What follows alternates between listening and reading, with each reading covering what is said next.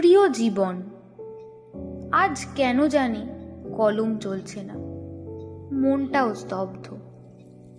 মনে হচ্ছে যেন এক অজানা অচলায়তনে আটকে গেছি আমি। কিসের অভাব, কিসের শূন্যতা?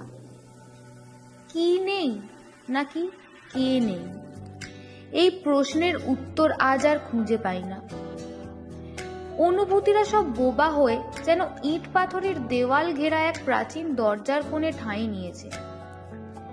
ভেতরে একটা চাপা যন্ত্রণা, একটা তীব্র হাহুতাশ যেন ভেতরের মানুষটাকে দুমড়ে মুচড়ে শেষ করে দিচ্ছে।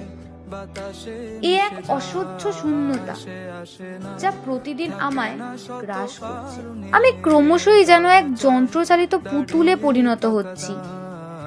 কতদিন প্রাণ খুলে হাসিনি, কতকাল কাউকে নিঃস্বার্থভাবে ভালোবাসিনি। আমার ভেতরের এই সজীবতা আজ কোথায় হারিয়ে গেল প্রিয় জীবন?